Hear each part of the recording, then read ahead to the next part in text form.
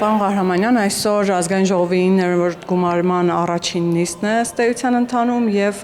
ընդհանուր առմամբ ինչպես է գնահատում այսպես քաղաքական երկխոսությունը, դիսկուսը, արդյոք կա այդ քաղաքական բովանդակությունը, երկխոսությունը ընդդիմության հետ, թե այնուամենայնիվ շատ դժվար է լինելու համագործակցել, երկխոսել, ինչու՞ չէ նաեւ բանավիճել քաղաքական առումով այս ընդդիմության հետ։ Քաղաքական դիսկուրս լինում է քաղաքական գործիչների հետ, որ անկեղծ ասեմ հիասթափված եմ եւ իմ գոնե թաքուն սրտիս խորքում պահած հույսերը ամենևին չարդարացան, ապա քաղաքական ընդդիմություն ունենք ինչպես եւ եղել է, ու քաղաքական օրակարգ չունեցող, ես չեմ կարծում թե որևիցե քաղաքական օրակարգի շուրջ հնարավոր կլինի դիսկուրս, որովհետեւ մարդիկ փաստացի քաղաքական օրակարգ չունեն, որովհետեւ առաջին նիստն է, բայց պատկերացնում եք ազգային ժողովի նախագահի ընտրությունների ժամանակ, որը հիմա նաև ելույթների ժամն է այս պահին, միակ հարցը, որ ընդդիմությանը տանջում է, թե արդյոք Ռուբեն Ռուբինյանը մոտիկից թուրք տեսել է, թե ոչ։ Սա իրականում որ ասում է այդքան խնդալու չէ լինի, եթե այդքան տխուր չէ լինի, էլի։ Իրականում տխուր է, հասկանում եք, մարդը ազգային ժողովի նախագահի թեկնածու հարցեր են ուղղում։ Եթե Հայաստան դաշինքը փոքր-ինչ ինձ փորձեց քաղաքական հարցերով որտեղ, ապա Հայաստան, հա, չէ, ուժեղ Հայաստան դաշինքը ընդհանրապես ես չեմ պատկերացնում ինչով պետք է զբաղվեն իրանք այս 5 տարիներին ազգային ժողովում, բայց գիտեք ինչ, սա նաև տրամաբանական է, որովհետև այդպես է լինում, երբ որ քաղաքական ոչ մի հետագից իրար հետ գոնե չունեցող մարդիկ առանց քաղաքական օրակարգերի, առանց քաղաքական ուղու հավաքվում են մի բանի շուրջ, տվյալ դեպքում դա ֆինանսն է ըստ իս, եւ այդպես էլ պետքա լինել, որովհետեւ ես չեմ կարծում, որ 29 ուժեղ Հայաստան կուսակցության ֆրակցիայի, այսինքն 29 անդամներին ինչ որ մի բան միավորում է, բացի ֆինանսը, այսպես ասեմ, իրանք տարբեր տեղերից հավաքած ոնց որ ինչ որ մի հատ հիբրիդային բան է, որ ովքեր ոչ քաղաքական միտք ունեն, ոչ քաղաքական խոսք ունեն եւ դժվար էլ կարողանան ձևակերպել, բայց ես ամեն դեպքում հուսով եմ, որ սա ընդամենը սկիզբն է եւ այսպես ասած կոմպլեքսներից ինքնադրսևորման փուլ է իրանց մոտ, հուսով եմ ինքնադրսևորումը կստացվի իրանց մոտ եւ իրանք կսկսեն քաղաքական մտքեր արտահայտել եւ նախագահի ազգային ժողովի նախագահի ընտրության ժամանակ չի հետաքրքրի թե արդյոք Ռուբեն Ռուբինյանը Թուրքիայում ապրելով թուրք տեսել է թե ոչ մոտիկից օրինակ օրերսել Նարեկ Կարապետյանը չգիտեմ որքանով էր դա քաղաքական տեքստ թե չէ, բայց այնուամենայնիվ իշխող ուժին մասնավորապես Նիկոլ Փաշինյանին մեղադրում էր Ռուսաստան-Հայաստան հարաբերությունները սրելու մեջ, գիտեք որ նախընտրական շրջանում էլ քիչ չէին նման խոսակցությունները եւ մեղադրանքները, որ եթե քաղաքացիական պայմանագիրը ընտրվի Ռուսաստանի հետ լինելու է տնտեսական պատերազմ, հարաբերությունների լարվածություն, հիմա ստացվում է իրենք նույն թեզերը կրկնում են, բայց ինչ որ իմաստով այդ լարվածությունը նաև հարաբերություններում շարունակվում է։ Նախ ես լուրջ չեմ վերաբերվում Նարեկ Կարապետյանին եւ իր ամատքերին ձեզ էլ նույն խորհուրդը տալիս, բայց ամեն դեպքում պետք չի Նարեկ Կարապետյանին լսել, կարելի է լսել Նարեկ Կարապետյանի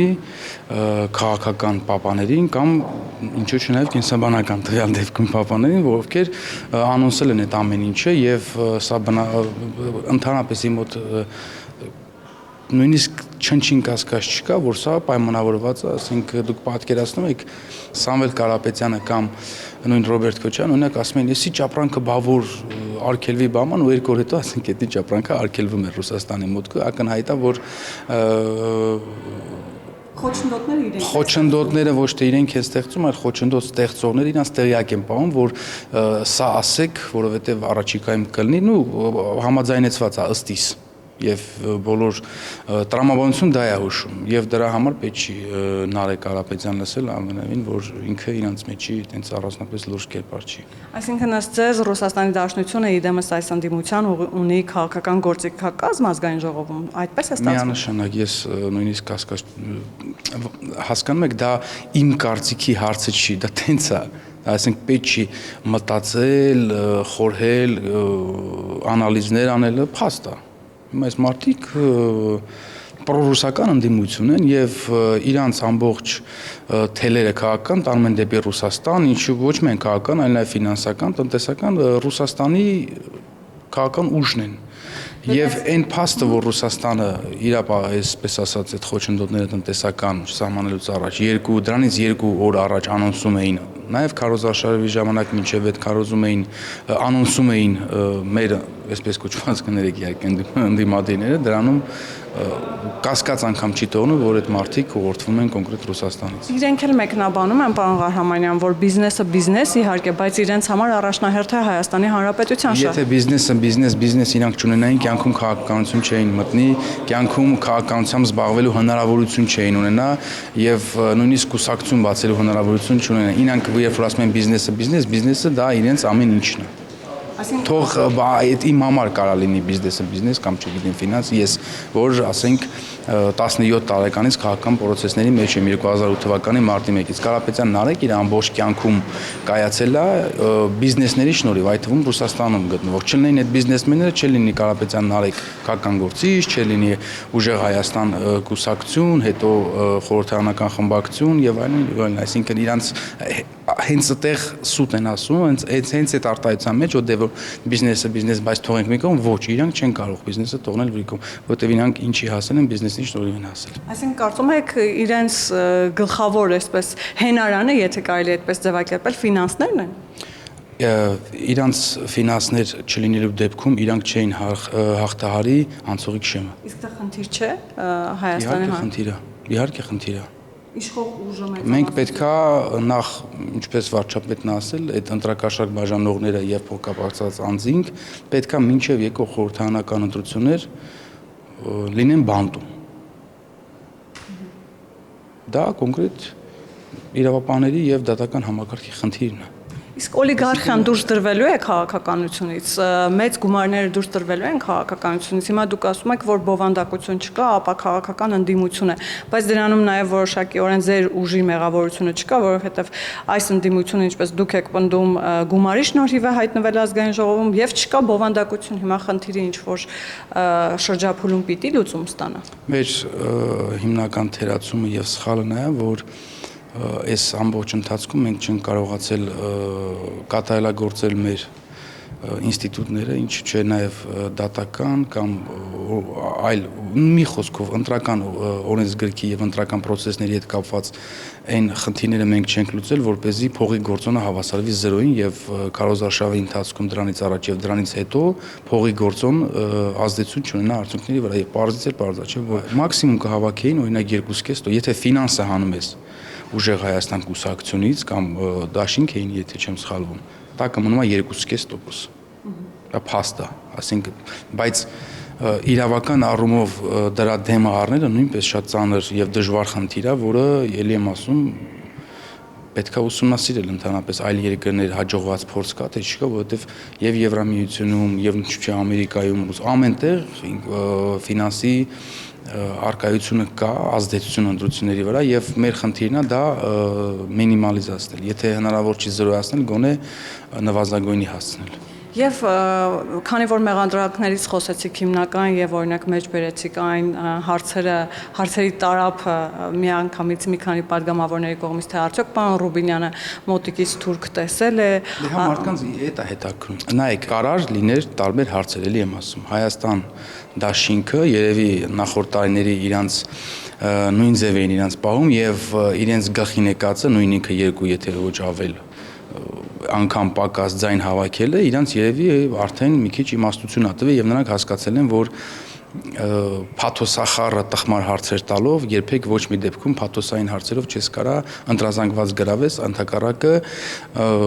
վանելու ես ես ավելին ասեմ որ նման այս ուժեղ Հայաստանի այս ոճը շարունակելու դեպքում 2031 թվականի խորհրդարանական ընտրություններում նույնիսկ ֆինանսով իրանք դժվար կարողանան հաղթահարել անցողիկ շեմը։ Իսկ մեղադրանքներից այն Տեսնում եք, հասկանում եք 41 падգամավոր կա ընդդիմադիր, միասնական ընդդիմությանն եք նայում։ Այս մարդկանց գլխավոր հարցը, եթե ընդհանրացնեք կային կրկնում եմ մի քանի քաղաքական հարցեր ընդհանրացնեք հետաքրքիր է Ռուբինյան Ռուբենը օրինակ երբ որ եղել է Թուրքիայում այդ մարդը ասում է որ ես եղել եմ Թուրքիայում ճիշտ է իրանք ասում են սովորել է բայց ստում են համառորեն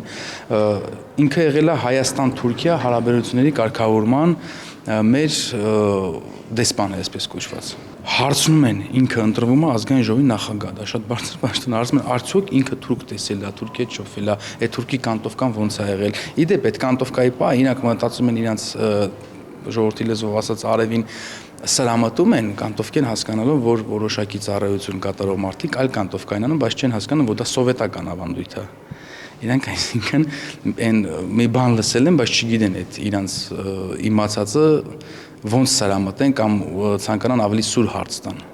Գուցե իրենք են կան ինչ որ մի ձև, օրինակ Ռուսաստանում կամ սովետական միության երկրների մի ձև ա եղել, այլ երկրներում այլ ձև ա, երկրները կան ընդհանրապես այդ կանտովկայի պահը ընդհանրապես հաշվի չեն առնում, ով ոնց օրինակ նույն գաղտնի ծառայությունների աշխատողը ինչ ձևի ուզեն կանտովկական են։ Եվ մեղադրանքներից նաև մեկին անդրադառնանք, պարոն Ղահրամանյան, այսօր ելույթների ժամանակ էլ հնչեց, այսպես կարմիր թելի նման տանում էին այդ թեզը, որ դուք հարձակվել եք եկեղեցու վրա, այսօր այստեղ չէ ամենայն հայոց կաթողիկոսը, դուք ազգային արժեքների վրա եք հարձակվել եւ այսպես համառորեն գնում եք դրանք ոչնչացնելու ճանապարհով։ Հիմա ինչ եք կարծում, անդիմության մեղադրանքները տեղին են, թե իրենք պարզապես գային բային որպես վահան են օգտագործում, այսպես ասեմ, քաղաքական նպատակներով։ Նախ իրանք, հա, հիմնականում ես չեմ կարծում, թե Գարեգին բն նույն ինքը կտրիչ ներսանը ուրախ է այս իրանց արտահայտությունը, ինչքանով ես տեղյակ եմ, սահմանադրական կանոնակարգ օրենսգիրքը ազգային ժողովի չի արգելում կաթողիկոսին կամ այդ պահը կաթողիկոսի պաշտոնը զբաղեցնող մարդուն գալ ներկայանալ եւ ելույթ ունենալ։ Ես չեմ կարծում իրան ով պետքա հրավիրեր կամ ով պետքա չհրավիրեր կամ արգելեր կամ չարգելեր։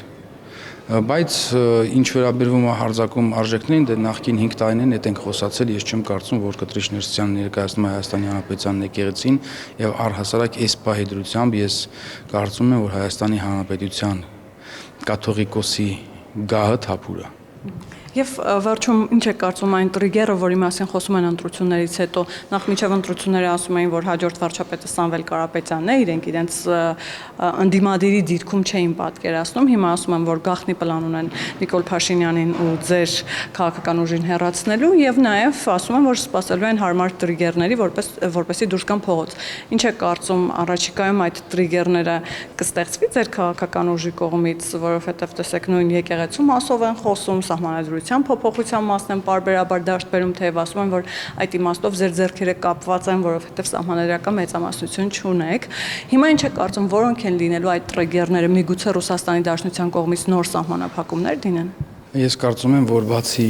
գազի թանկացումից ուրիշ տրիգեր չունեն։ Եթե ես կարայի երկար պատասխանեի ձեր հարցին, ինչ անկեղծ եմ։ Իրանց միակ հույսը այս պահի դրությամբ գլխավոր որ ծանր հարված կլինի Հայաստանի տնտեսությանը եւ սոցիալական խնդիրներ կառաջացնի, դա Ռուսաստանի կողմից գազի գնի թանկացումն է։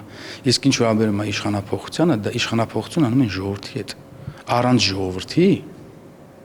հնարավոր չի։ Դու կարող ես ընտրություններով էլ չանես։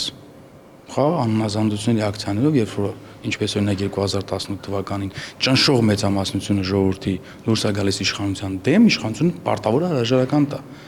Երկրորդ տարբերակը դա հերթական խորհրդարանական ընտրություններն են,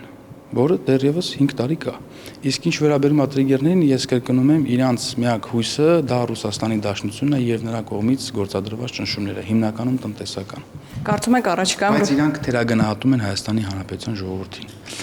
Իրանք Հայաստանի անկախության ես սա որպես վիրավորանք, փնովանք չեմ ասում, սա ես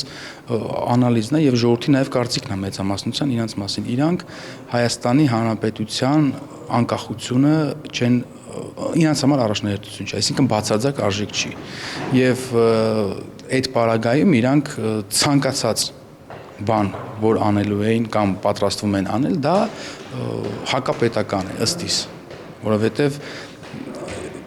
չեմ տեսել օրինակ իրանցից որևէ մեկը, իրանց ղեկավարներից, որ հա մենք սա կանենք, բայց մենք մեկաթե պահպանելու ենք մեր անկախությունը, ինքնիշխանությունը, մեր արտաքին քաղաքականությունում սեփական որոշումներ կայացնելու իրավունքը, ես նման արտահայտություն ունեք չեմ լսել ոչ մեկի կողմից, ոչ մեկի։ Պարոն Ղահրամանյան, բայց ես ճիշտ հասկացա, որ դուք կասկածներ ունեք, որ օրինակ աշնանը այդ տրիգերը, որի մասին խոսում են, կարող է լինել Ռուսաստանի կողմից գազի գների թանկացումը, այսինքն Ռուսաստանը այդ լծակը կօգտագործի ամեն դեպքում։ Նախ հիմա շոկ է։ Հասկանալի պատճառներով բոլորս գիտենք աշնանային սրացումները։ Մենակ Հայաստանում չի իրականում ամեն տեղ այդպես։ Հիմնական քաղաքական հատկապես խորհրդարանական երկրներում քաղաքական զարգացումները հատկապես փողոցային տեղի ունենում աշնանը։ Աշունը նաև ինչ է, ինքը ձմռանը նախորդող ժամանակաշրջան է, որ գազի գնի թանկացմամբ կամ անջատումով օրինակ կարա սոցիալական բունտ առաջացնի։ Բայց ես էլի եմ կրկնում, Հայաստանի Հանրապետության ժողովուրդը, այդ թվում նաև օրինակ ես մանկահասակ տարիքում ես ապրել եմ ապաստարաններում, պատվալներում, առանց գազ, առանց որևէ բան, բայց իմ ծնողները չեն զիջել մեր երկրի անկախությունը։ Ես պետքա հիասթափեցնեմ իրանց, լավ իմաստով իհարկե մեզ բոլորիս համար, Հայաստանի Հանրապետությունը ես կարծում եմ, որ պատրաստ է կրի շատ զրկանքներ, եթե ինքը կրել է այնպիսի զրկանքներ, ինչպես իր որդիների մահն են, ես կարծում եմ ինքը նաև կկրի գազի թանկացման զրկանքը եւ տարիներ են գալու։ Չէ, ոչ իհարկե 90-ականները վաղուց անցել են, հիմա այդ ամեն ինչը այլ ձև է արվում, գազին նաև ինչ որ միտեղ նախ միայն աղբյուրը Ռուսաստանը չի արդեն, խողովակաշարերը տարբեր մեր աշխարհական տարածքի տարբեր տեղերով գնում են, հնարավոր է պայմանավորվածություններ ձեռք բերել եւ արևային էներգիա կա վերջին հաշվով, ասենք որոնք մարդիկ իրենց տանիքներում դա մարդկանց մութ ու ցուրտ տարիներ չի վերադարձնելու, իհարկե տնտեսությունում որոշակի խնդիրներ կլինեն, բնական է, բայց ես կարծում եմ, որ Հայաստանի Հանրապետության քաղաքացիների 99 եւ ավել տոկոսը պատրաստ չի զիջել Հայաստանի Հանրապետության անկախությունը գազի գնի դիմաց։